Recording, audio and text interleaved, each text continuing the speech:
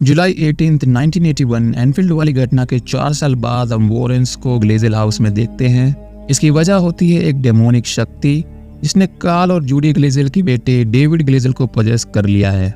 ये एंटिटी इतना पावरफुल है कि इसे निकालने के लिए एग्जोर्सिज्म करना होगा, जिसकी मंजूरी इन्हें मिल चुकी है। इसलिए सभी फादर गॉर्डन का वेट कर रहे हैं क्योंकि वही इस एग्जोर्सिज्म को परफॉर्म करेंगे, क्योंकि वो एक प्रीस्ट है। फिलहाल के लिए एड डेविड को आराम करने के लिए कहता है। यहाँ हम एक लड़के को भी देखते हैं, इसका नाम आर्ने जॉनसन है और ये डेविड की बहन डेबी का बॉयफ्रेंड है। आर्ने डेविड को उसके रूम में ले जाता है ताकि वो आराम कर सके। रूम में ये दोनों बात भी करते हैं, जिससे पता चलता है सबको आर्ने और डेबी के बारे में पता है और उन्हें इससे कोई प्रॉब्लम नहीं है। खैर, उसके जाने के बाद फादर गॉर्डन यहाँ पर पहुंच जाते हैं। फादर के यहाँ पर आते ही वो डेमोनिक शक्ति डेविड को डराने लगती है। डेविड की चिल्लाने की आवाज सुन सभी ऊपर आ जाते हैं और वो देखते हैं डेविड शांत होकर कोने में खड़ा है। ये देख कार्ल उसके पास जाने लगते हैं, तभी डेविड अचानक एक चाकू लेकर उन पर अटैक कर देता है। वो शक्ति डेविड को बुरी तरह अपने काबू में कर लेती है, इसीलिए एड कहता है कि हमें एग्जोर्सिज्म यहीं पर करना होगा। ये एग्जोर्सिज्म यहीं पर शुरू कर देते हैं। इसी दौरान लोरेन को एक विजन आता है जिसमें वो किसी को कुछ टोना टोटका करते हुए देखती है। फिलहाल के लिए वो इस विजन को समझ नहीं पाती, पर हम देखते हैं इससे इस एंटिटी या फिर डेमोनिक शक्ति को कोई फर्क नहीं पड़ता। उल्टा वो तो इन पर ही अटैक कर देता है और डेविड एड के ऊपर चढ़कर उसके दिल की धड़कन रोक देता है, जिससे एड अनकॉन्शियस होने लगता है। तभी आर्ने डेविड को पकड़ लेता है और उसकी हालत देख वो उस डेमोनिक शक्ति से कहता है कि वो डेविड को छोड़ उसके अंदर आ जाए। और ऐसा ही होता है। ये डेमोनिक शक्ति डेविड को छोड़ आर्ने के अंदर आ जाती है और ये होते हुए एड देख लेता है, पर वो कुछ नहीं कह पाता क्योंकि वो बेहोश हो जाता है। आर्ने के अंदर आने के बाद डेविड ठीक हो जाता है। सबको लग रहा होता है कि ये एग्जोर्सिज्म के कारण हुआ है, पर किसी को नहीं पता कि वो डेमोनिक शक्ति अब आर्ने के अंदर आ चुकी है। इस घटना के बाद एड को अस्पताल ले जाया जाता है। लकीली वो बच जाता है। वही हमें आर्ने दिखाया जाता है जिसके साथ भूतिया घटनाएं होने लगती है। साथ ही हम उस एंटिटी को भी देख पाते हैं जो ये कर रही है। धीरे धीरे वो आर्ने को डराने लगती है। इसी दौरान हम देखते हैं एड को होश आ जाता है और होश में आते ही वो लोरेन को बताता है कि वो डेमोनिक शक्ति अब आर्ने के अंदर है। और ये सुन लोरेन तुरंत ही पुलिस को आर्ने के घर पर जाने के लिए कहती है, क्योंकि वो बताती है कुछ बुरा होने वाला है। लेकिन तब तक देर हो जाती है, क्योंकि हम देखते हैं कि आर्ने अपने मकान मालिक को मार देता है, वो भी चाकू से 22 बार स्टैब करके। और ये होते हुए खुद डेबी देख लेती है। लैंडलॉर्ड को मारने के बाद आर्ने सड़क पर चल रहा होता है एंड वो स्टिल पॉजेस्ड होता है। तभी यहाँ पर पुलिस आ जाती है और उसे खून में लथपथ देख वो उसको अरेस्ट कर लेती है। आर्ने का इंटेरोगेशन किया जाता है, जिसमें वो बताता है कि उसने ये खून नहीं किया है, बल्कि इसकी वजह एक डेमोनिक शक्ति है जिसने उससे ये करवाया है। डेबी भी उसका इस बयान में साथ देती है। सच जानने के लिए वॉरेंस को बुलाया जाता है। वॉरेंस आर्ने से बाइबल पढ़वाते हैं, ये जानने के लिए कि क्या वो डेमोनिक शक्ति अभी भी उसके अंदर है। लेकिन हम देखते हैं कि आर्ने बिना रुके बाइबल को पढ़ रहा होता है। इससे ये तो पता चल जाता है कि उसके अंदर अभी कोई आत्मा या फिर कोई डेमोनिक शक्ति नहीं है। पर एड जानता है कि उसने ये होते हुए देखा था, इसलिए वो आर्ने की मदद करने के लिए तैयार हो जाता है। ये दोनों आर्ने के लॉयर से मिलते हैं और उनसे सब सच बता देते हैं।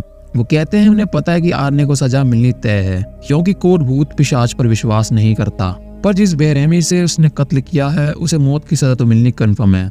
इसलिए उन्हें प्रूफ करना है आर्ने ने ये कत्ल होश में रहकर नहीं किया, बल्कि डेमोनिक शक्ति के कारण उसने ये सब किया है ताकि उसे मौत की सजा ना मिले।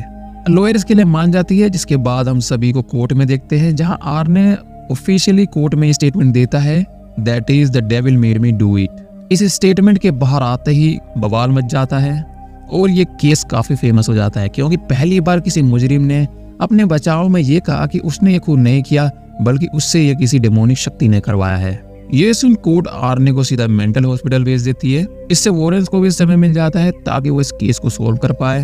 अगले दिन वॉरेंस अपना काम शुरू कर देते हैं। एड डेविड द्वारा बताई गई बातें सुनता है कि कब ये सब शुरू हुआ था उसके साथ, ताकि कुछ सुराग मिल सके। इसके बाद हमें दिखाया जाता है कि ये सब कब शुरू हुआ था डेविड के साथ। इसकी शुरुआत हुई थी 5 महीने पहले, जब वो पहली बार इस घर में आए थे। उस दौरान डेविड अपने रूम में होता है, जहाँ उसे वाटर बेड दिखता है एंड ये देख वो थोड़ी मस्ती करने लगता है। उसी दौरान उसे एहसास होता है कि बेड के अंदर कोई है एंड हम उसी औरत को देखते हैं जिसे आर्ने ने देखा था। वॉरेंस को समझ नहीं आता कि यह आत्मा आई कैसे, क्योंकि ये घर हॉन्टेड हाउस तो नहीं है और ना ही लोरेन किसी आत्मा की प्रेजेंस यहाँ पर महसूस कर पा रही है। मीन्स कि इस रूम में ही कुछ गड़बड़ है। इसीलिए ये सभी उस रूम में चले जाते हैं, लेकिन वहाँ पर अब वाटर बेड नहीं होता है। डेवी बताती है कि उसे हटा दिया गया है। डेबी इसका रीजन बताती है कि उस टाइम पानी गिरने से फर्श खराब हो गया था, इसलिए उन्होंने वो वाटर बेड हटा दिया। ये सुन एड उस कारपेट को हटाकर देखता है। वो देखता है इसके नीचे फर्श खराब हो रखा है और वो बताता है कि इसकी वजह पानी नहीं है, क्योंकि ये नीचे से खराब हो रहा है ना कि ऊपर से। यही जानने के लिए लोरेन नीचे जाती है जहाँ उसे एक टोटम दिखता है एंड उन्हें अब सब समझ आ जाता है। वो बताते हैं इसका इस्तेमाल विचिस करती है शैतान की पूजा करने के लिए, जिससे वो किसी को भी कर्स कर सकती हैं by planting this totem to their place. Lorraine ने अपने विजन में भी किसी को शैतान की पूजा करते हुए देखा था जब डेविड पर एग्जोर्सिज्म चल रहा था, इसलिए इतना तो कंफर्म हो गया है कि इसके पीछे टोना टोटका है।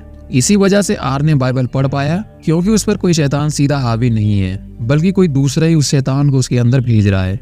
ये जान फादर गॉर्डन इन्हें रिटायर्ड फादर कैसनर से मिलने के लिए कहते हैं, क्योंकि उन्होंने कई साल पहले ऐसे ही कल्ट पर काम किया था जिसका उन्होंने पर्दाफाश भी किया था, इसलिए वो इस टोटम के बारे में अच्छे से बता सकते हैं। वॉरेंस ऐसा ही करते हैं, वो फादर कैसनर से मिलते हैं। फादर कैसनर इन दोनों को बेसमेंट में ले जाते हैं जहाँ कल्ट से जुड़ी कई सारी चीजें होती हैं, पर यहाँ पर फादर इन्हें कुछ खास नहीं बताते, पर एक चीज वो इन्हें बताते हैं कि ये टोटका सबसे पावरफुल टोटकाओं में से एक है। खैर वॉरेंस चले जाते हैं। इसके बाद दिखाया जाता है ड्रू वॉरेंस को बताता है कि डेनवर्स के पुलिस ऑफिसर क्ले उनसे मिलना चाहते हैं किसी केस के सिलसिले में।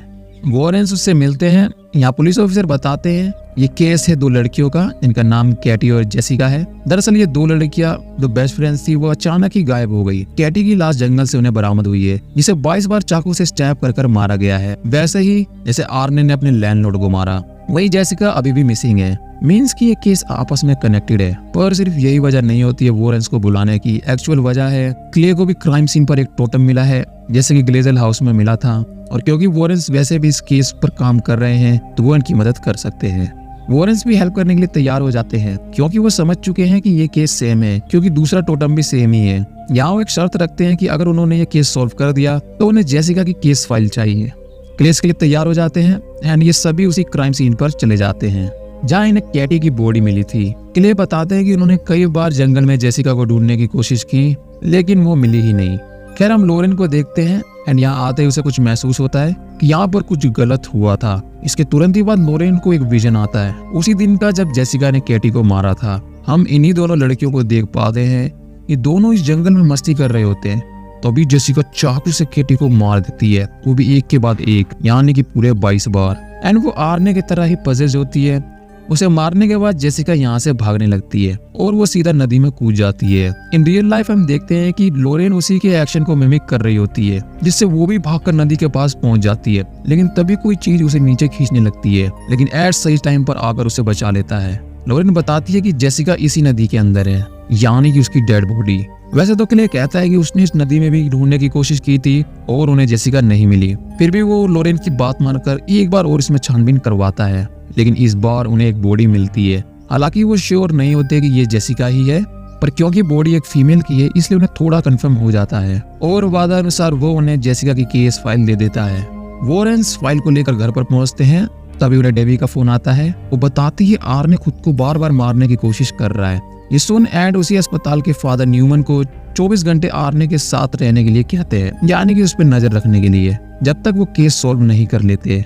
आगे हम इन दोनों को देखते हैं। इन्हें कंफर्म हो गया है कि इसके पीछे जो भी है उसने कर्स के जरिए डीमन को नर्क से बुलाया है, इसलिए आर्ने को बचाने का एक ही तरीका है कि उन्हें इस कर्स को तोड़ना होगा, पर सवाल है कैसे।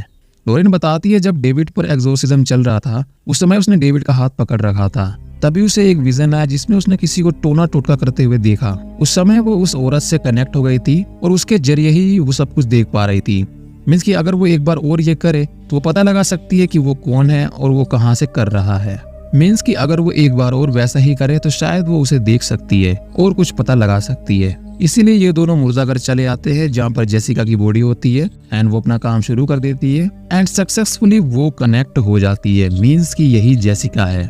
एंड अगेन लोरेन उसके जरिए सब कुछ देख पा रही होती है और ये औरत इस वक्त भी ब्लैक मैजिक कर रही होती है। और ऐसा होते ही हम देखते हैं आर्ने खुद को फिर से मारने की कोशिश करता है, लेकिन इससे पहले कि वो खुद को मार पाता लोरेन इस रस्म को रोक देती है। और ऐसा होते ही लोरेन के सामने वही औरत खड़ी होती है जो उसे देख और सुन पा रही होती है। उस औरत को यकीन नहीं होता कि आखिर लोरेन ऐसा कैसे कर पा रही है। उसकी बातों से समझ आता है कि वो वॉरेंस को पहले से ही जानती है, इसीलिए वो इन्हें रोकने के लिए उस अस्पताल के एक मुर्दे को पजेस कर लेती है। वो मुर्दा सीधा एड पर अटैक करने वाला होता है, लेकिन ऐसा होने से पहले ही एड लोरेन को जगा देता है, जिससे कनेक्शन टूट जाता है एंड वो मुर्दा भी वापस डेड हो जाता है।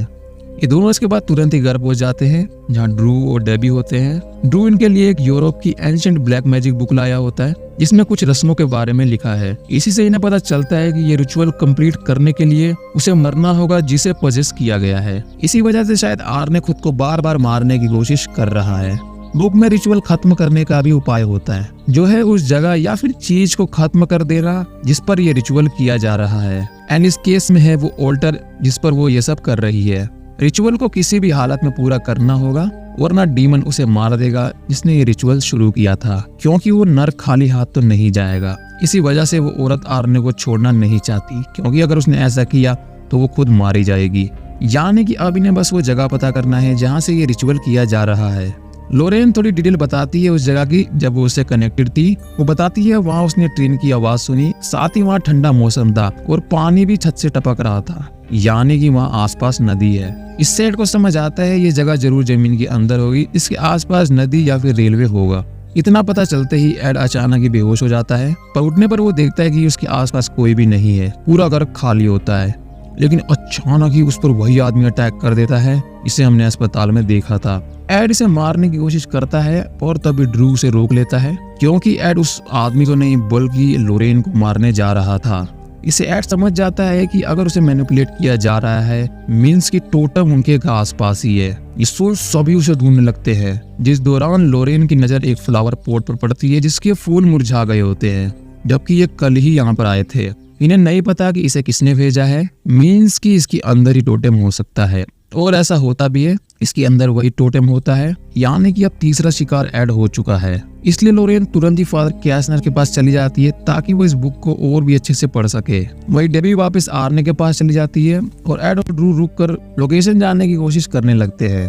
अब दो टोटेम तो आसपास ही होते हैं जहाँ पर वॉरेंस खुद ही रहते हैं, पर जेसिका का घर तो काफी दूर होता है, मीन्स कि दूसरे स्टेट में ही होता है। लेकिन यहाँ पर ड्रू बताता है कि जेसिका को ये टोटेम उसे घर से नहीं बल्कि कॉलेज से मिला था और उसका कॉलेज तो इसी इलाके में है। इससे एड समझ जाते हैं कि ये जो भी कर रहा है वो इसी इलाके में रहता है। तभी एड को ट्रेन और नदी वाली बात याद आती है, जिससे वो पता लगा लेता है कि ऐसी जगह तो फादर कैसनर के घर के पास ही है। और ये जान वो तुरंत ही यहाँ से जाने लगता है, क्योंकि लोरेन फादर कैसनर के घर ही गई है। वहीं हम दूसरी तरफ लोरेन को देखते हैं जो कि फादर के पास पहुंच गई है और अब रात हो चुकी है। उस बुक को ट्रांसलेट कर फादर बताते हैं इस कर्स को कंप्लीट करने के लिए 3 जनों का मरना जरूरी है। पहला द चाइल्ड यानी कि कोई बच्चा, सेकंड द लवर और third the man of God यानी कि वो इंसान जिसे भगवान पर पूरा भरोसा हो। इससे हम समझ पाते हैं उस औरत ने डेविड को ही पोजेस क्यों किया था, क्योंकि वो एक बच्चा था, और फिर आर ने क्योंकि वो एक लवर है, एंड देन एड जिसे भगवान पर पूरा भरोसा है यानी कि the man of God. David की जगह कैटी ने ले ली थी, इसलिए जेसिका के जरिए उसने उसे मरवा दिया।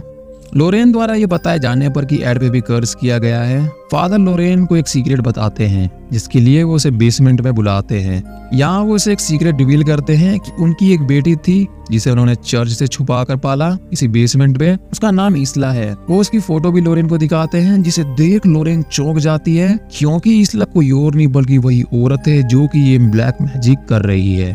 फादर इसके लिए उससे माफी मांगते हैं, क्योंकि उन्हें स्टार्टिंग से ये पता था कि इसके पीछे उनकी बेटी इसला ही है। वो बताते हैं इसला भी आम बच्चों की तरह ही थी। उस टाइम फादर इन्हीं ओकल्ट ग्रुप्स के ऊपर काम कर रहे थे, प्लस इस बेसमेंट को चर्च ने अपना स्टोरेज रूम बना रखा था जहाँ वो ऐसी चीजें रखा करते थे जिससे वो डरते थे या फिर वो आम इंसानों के लिए खतरनाक है, जैसे कि वॉरेंस का म्यूजियम। इसीलिए फादर ने इसला को यहाँ छुपा कर रखा था, पर यही उनकी सबसे बड़ी गलती साबित हुई, क्योंकि इसला ने टाइम पास करने के लिए इन्हीं ओकल्ट बुक्स को पढ़ना शुरू कर दिया, जिससे वो इसकी तरफ आकर्षित हो गई एंड अनफॉर्चुनेटली वो एक विच बन गई। सब जानते हुए भी फादर चुप रहे, क्योंकि वो अपनी बेटी से प्यार करते थे, पर अब उन्हें पछतावा हो रहा है। इसीलिए वो लोरेन को बताते हैं कि इस बेसमेंट के जरिए एक टनल का रास्ता है जहाँ पर इसला बचपन में खेला करती थी, इसीलिए मोस्ट प्रोबेबली वो ऑल्टर इसी टनल में ही होगा। फादर की ये बताते ही हम किसी की आने की आहट सुनते हैं जो कि इसला ही होती है।